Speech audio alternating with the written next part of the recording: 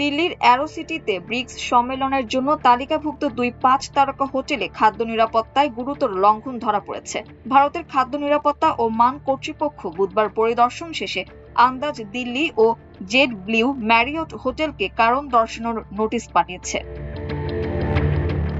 পরিদর্শনের সময় আন্দাজ হোটেল থেকে 87 কেজি মেয়াদোত্তীর্ণ মিষ্টি জব্দ ও ধ্বংস করা হয় এবং জেড ব্লিউ ম্যারিয়ট প্রাঙ্গণে ক্ষতিকর পোকামাকড়ের সক্রিয় উপদ্রব পাওয়া যায়। এই দুটি হোটেলই আগামী 12 ও 13 সেপ্টেম্বর অনুষ্ঠিত হতে যাওয়া 18তম ব্রিক্স শীর্ষ সম্মেলনের অফিসিয়াল ওয়েবসাইটে অতিথিদের অবস্থান ও অনুষ্ঠানস্থল হিসেবে তালিকাভুক্ত রয়েছে।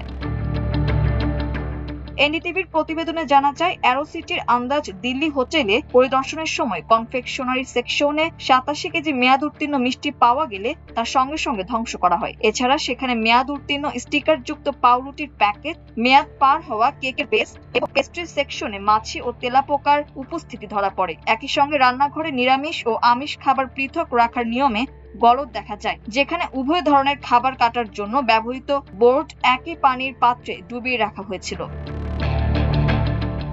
অন্যদিকে জুনিপার হোটেলস দ্বারা পরিচালিত আন্দাজ দিল্লির পর এরিয়া হোটেলস অ্যান্ড কনসালটেন্সি সার্ভিসেসের আওতাধীন অ্যারো সিটির জেড ব্লিউ ম্যারিয়ট হোটেলে পরিদর্শনের সময় দেখা যায় যে প্রতিষ্ঠানটি প্রয়োজনীয় লাইসেন্স ছাড়াই তাদের ব্র্যান্ডের অধীনে খুচরা কার্যক্রম পরিচালনা করছে। হোটেলটিতে ব্যবহৃত পনির, খোয়া ও ছানা মশলা সহ প্রক্রিয়াজাত খাদ্য সামগ্রীতে উৎপাদকের ঠিকানা অনুপস্থিত ছিল অথবা লাইসেন্স নম্বর ভুলভাবে ছাপা ছিল।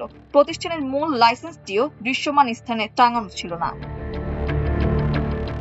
রেগুলেটর সংস্থাটি জানায়, হোটেল প্রাঙ্গণ জুড়ে স্বাস্থ্যবিধি ও পরিচ্ছন্নতার মান মারাত্মকভাবে ক্ষতিগ্রস্ত হয়েছে। পরিদর্শকরা সেখানে তেলাপোকা ও ফল মাছির সক্রিয় উপদ্রব, নোংরা খাদ্য স্পর্শকারী পৃষ্ঠ এবং ধোয়া ছাড়া রান্নার পাত্র নথিভুক্ত করেছেন। এছাড়া পানের পানিতে দৃশ্যমান ময়লার কণা পাওয়া গেছে, যা অপর্যাপ্ত পোকা দমন ব্যবস্থা ও সাধারণ রক্ষণাবেক্ষণের অভাবকে নির্দেশ করে। তদন্তে আরো প্রকাশ পায় যে ছত্রাক আক্রান্ত আপেল ও পচা টমেটোর মতো নষ্ট উপাদান খাবার তৈরিতে ব্যবহার করা হচ্ছিল। খাবারের ঢাকনা ছাড়া রাখা বা ক্ষতিগ্রস্ত পাত্রে সংরক্ষণ করা হচ্ছিল। হোটেলের কর্মীরা আমিষ ও নিরামিষ পণ্য সঠিকভাবে আলাদা করতে ব্যর্থ হন এবং সংরক্ষণের তাপমাত্রা নিয়ন্ত্রণে অবহেলা করায় প্রসেস সংক্রমণের ঝুঁকি তৈরি হয়। এফএসএসএআই জানিয়েছে যে পরিদর্শনের নির্দিষ্ট তারিখ উল্লেখ না করা হলেও সংগৃহীত নমুনার বিশ্লেষণ এবং হোটেলগুলোর সংশোধনী পদক্ষেপের উপর ভিত্তি করে পরবর্তী আইনি ব্যবস্থা গ্রহণ করা হবে। মাল্টিমিডিয়া ডেস্ক, আমার দেশ।